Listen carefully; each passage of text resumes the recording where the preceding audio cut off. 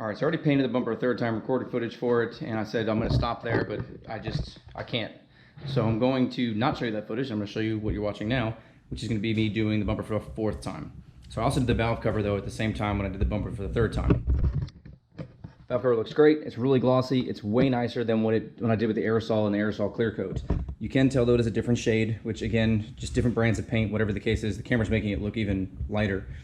So here's the bumper, and then here's the bumper that I painted. Put them up kind of side by side. They are a different shade. The one in my hand that I just recently painted is definitely lighter, and I know it's going to be kind of hard to mix and match exact paints. In fact, if I painted the car that whole color that I just painted that bumper, I don't think the car would look bad. It would look fine. It's pretty close to the dang color. You wouldn't notice the difference, but having it side by side to this other panels, it definitely you can notice the difference. So you have to either paint the whole car that way or whatever. Or I could just rock it and just go with it. But I am going to sand this bumper down now, and I bought some other paint. I bought the paint that matches what the car was painted with. Well, the same brand at least of the same paint coat. Call me crazy. We're gonna see if that matches any different, and then I hate to say it, but if it does, I may or may not take the valve cover off and do it again. So let's get to sanding on that, and we'll go over the paint when I get there.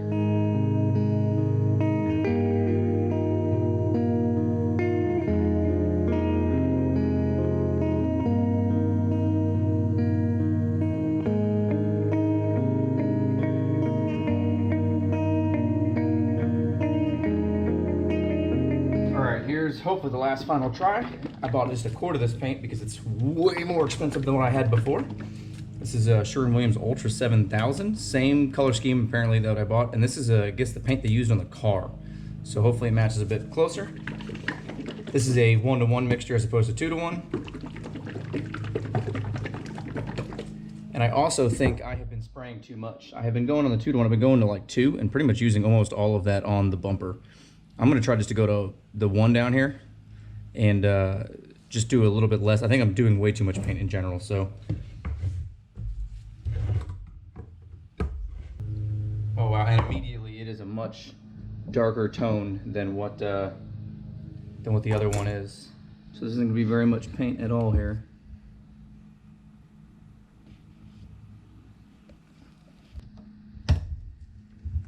And this says it is a integrated stabilizer.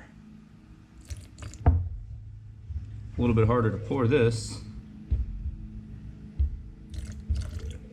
All right, 1-to-1. I don't have a mixing stick, but I got a spoon here, so we're just gonna kind of mix this up for a good solid 30 seconds to make sure it's all together. Pour in the gun. I'm gonna spray the gun again at basically like 28 PSI. It's kind of hard to see on the gauge, but I'm just going to put in the needle in between the 25 and 30. So the gun is marked as wide open right now. If you hold the trigger down and screw the fluid adjustment in, that's where it's wide open. So I'm going to note the 3 is in that location. I'm going to start with it. There's 1 full turn. 2 full turns. I'm going to start with it at 3 full turns in, fan all the way open.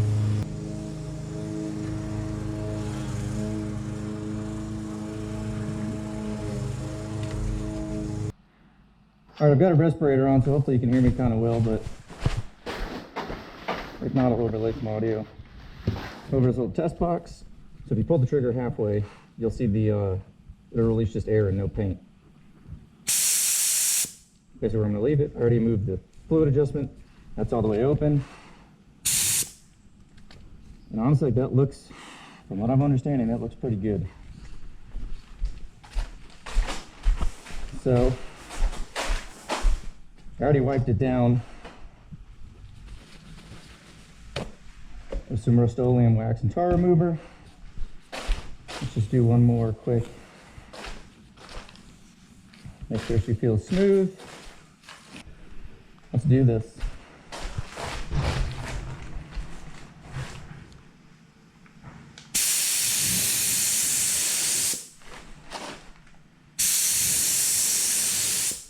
All right, so that's where I'm going to stop there. 2 over quick pass, I think, covers everything. And I was doing like 3 before. This hose is a lot more of a pain in the butt, as big as it is.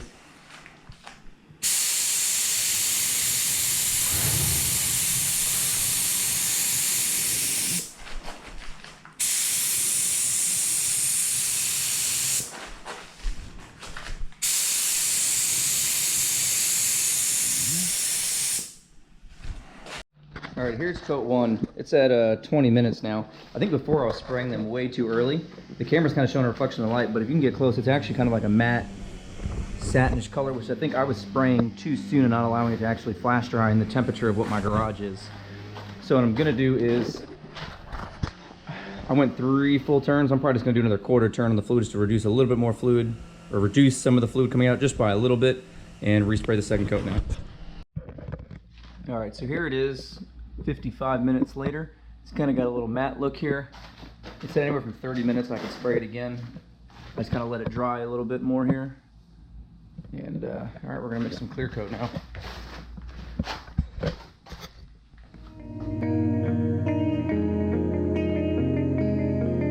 I'm gonna use the same clear coat I've been using, which I think I'm starting to learn it and how to spray it and just do trial and error.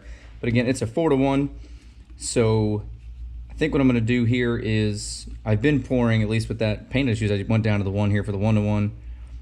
For this 4-to-1, I know 2 is gonna be way too much. So I think I'm just gonna go to this 1 and go right there and just go from there.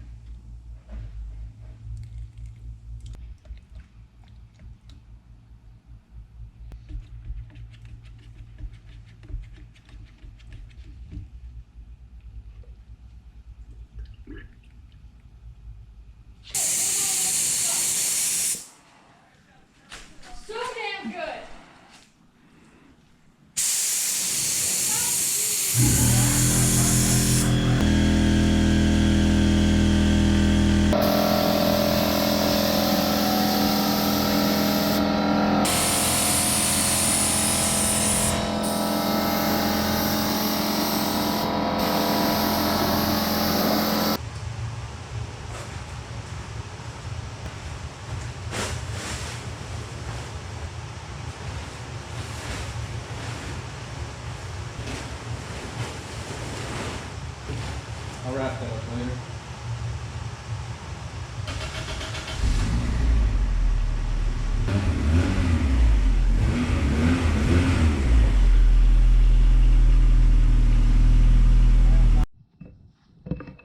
All right, bumper is on.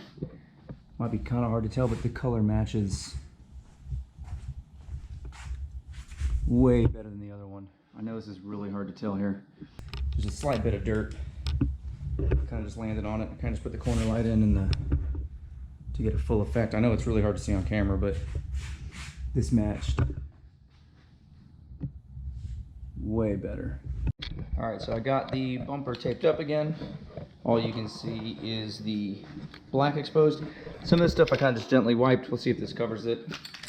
This is the SEM trim black. I do 2 to 3 medium coats over it all. Kind of gently went over it all and then wiped it with a wax and grease remover.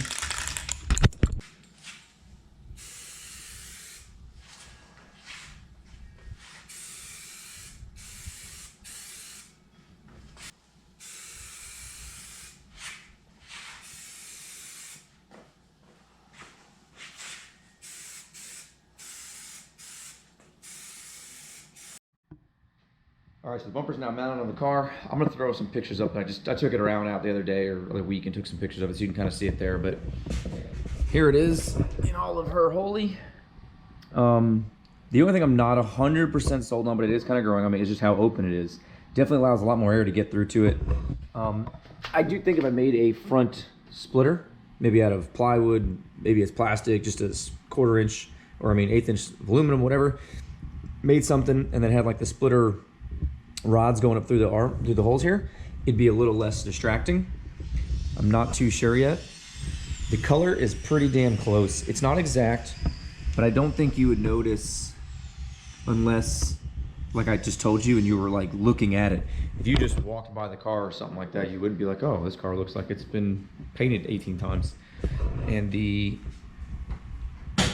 I painted the valve cover with the paint that I used previously, and I don't really have a need to take it off. I mean, the valve cover gasket seals, everything's good, so it's just kind of like, why mess with it? It is not the exact same color, obviously, or as close. It's a little bit lighter, but ultimately, I mean, I still don't hate it. I mean, it came out good. Nice and slick. There's a nice reflection to it. I probably could have done a little bit better with the clear coat, but I'm not unhappy with it by any means. So probably just gonna leave that for the time being. I don't see a reason to remove that. So that being said, the one thing that I might want to do in the future is, I do have a third bumper over here. Crazy, right? I know, I'm nuts. So what I've been thinking was just to route these intercooler pipings, back door just straight in there at a 90s. And then with the third bumper, I will be able to bring my fog lights back. A lot of work for some fog lights, right? Because it's something the car drives and runs. And again, it's just me kind of just tinkering with the car, and I think it would look good with fog lights. And I might be able to push the intercooler back a little bit. The reason it can't go any further back is I want to say, I have to look, but I want to say it's back up against the T-bar, the vertical down of the T-bar itself. But I could pretty much kind of cut that in half and maybe weld a little mount to the top of the intercooler and bolt that to it. And that may sound crazy. Well, it's supposed to be bolted to the frame. Well, if the intercooler is bolted to the frame and then it bolts the top of the intercooler, like, I don't feel like it'd be much of an issue. And I finally decided to pick up, still need to tidy up over there a little bit, but I finally decided to pick up a welder. It's an Everlast Power TIG 200. Got a little Harbor Freight welding cart just to kind of start filling the consumables and stuff in it that I bought for it. I didn't clean this metal, but I mean, I just kind of wiped it with a rag, but I didn't really actually clean it. But just kind of test the welder out, gave it a little bit of just some tests just to see how she did. And I think this came out pretty good. So I should be able to do backdoor intercooler piping myself. I didn't think I couldn't do it, but I just didn't have any access to things here. So should be able to do those, and maybe, like I said, just do some other little things that maybe I've wanted to do. I just haven't because I didn't have an access to a welder like with me. That's pretty much it for that. The next thing will probably either be a splitter, maybe. I don't know. I've got up on the shelf, I mean, I've got stuff. I just haven't. I've got like a 15/16 master cylinder.